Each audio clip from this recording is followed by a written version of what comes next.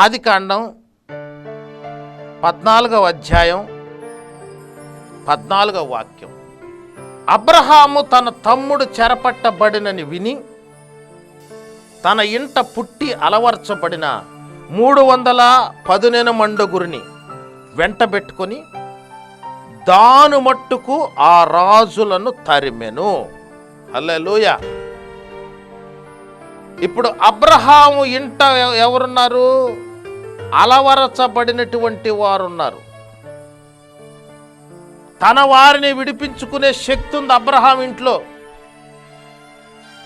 ఈ రోజున నీ కుటుంబపు వారు, నీ రక్త సంబంధికులు, నీ బంధువులు, నీ చుట్టూ ఉన్న సమాజం, నీ వారైనటువంటి వారు ఎంతోమంది సాతాను చెరలో పట్టబడిన వారు ఉన్నారు.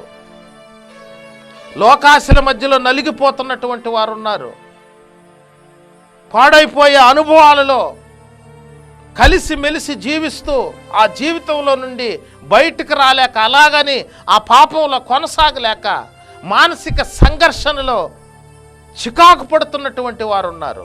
నీ వారు ఉన్నారు, నీ బంధువులు ఉన్నారు, నీ రక్త సంబంధికులు ఉన్నారు, నీ స్నేహితులు ఉన్నారు, నీ చుట్టూ ఉన్న సమాజంలో ఉన్న నీ ప్రజలు ఉన్నారు.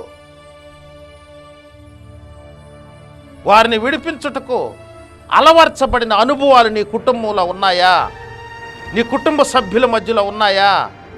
నీ కుటుంబంలో పుట్టిన పిల్లలకు సాతాను చెరలో ఉన్నటువంటి సమాజాన్ని విడిపించే ఒక ఆత్మీయ అనుభవాన్ని నీవు నేర్పిస్తున్నావా? ఆ ఆత్మీయ అనుభవంలో పిల్లలు కొనసాగి నశించిపోతున్నటువంటి లోకానికి సాక్షులుగా నిలవబడి క్రీస్తు సువాసనను గురించి ప్రకటించి నశించిపోతున్నటువంటి మానవాళిని ఇనుప కొలిమిలో నుండి రక్షించినట్లుగా, లాగినట్లుగా రక్షించి ప్రభువుకు అప్పగించే బాధ్యతను నీవు కలిగి ఉన్నావా?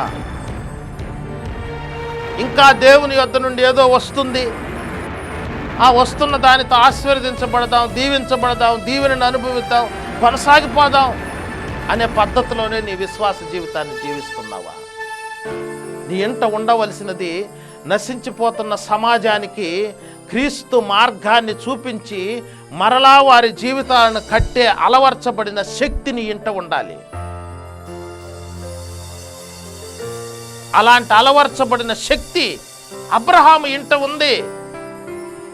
తన వారు చెరలో పట్టబడితే విడిపించుకునే అలవర్చబడిన శక్తిని తీసుకొని, అలవర్చబడిన 318 మందిని తీసుకొని బయలుదేరుతున్నాడు, విడిపించుకుని తీసుకువస్తున్నాడు.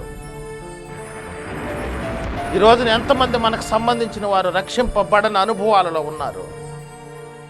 ఎంతమంది మనకు సంబంధించిన వారు పాడలవాట్ల మధ్యలో నశించిపోతున్నారు? ఎంతమంది మనకు సంబంధించినటువంటి వారు లోకానికి దేవునికి మధ్య సంఘర్షణకు లోనై జీవితాన్ని అల్లకల్లోలం చేసుకుంటున్నారు? వారందరినీ విడిపించే శక్తి నీ ఇంట నిలిచి ఉండాలి. నీ ఇంట నిలిచి ఉండేటట్లుగా నీ ప్రవర్తన, నీకు సంబంధించిన పద్ధతులు మార్చుకోవాలి. నీ ఇంట ఉండవలసినది విడిపించే శక్తి, చిక్కుకున్న వారిని విడిపించే శక్తి అబ్రహాము ఇంట ఉంది. అందుకే అబ్రహాం వెళుతున్నాడు, విడిపించుకొని తీసుకువస్తున్నాడు.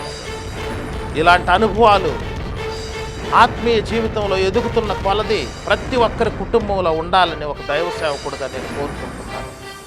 ప్రతి ఒక్క విశ్వాసికి కలగాలని కోరుకుంటున్నాను.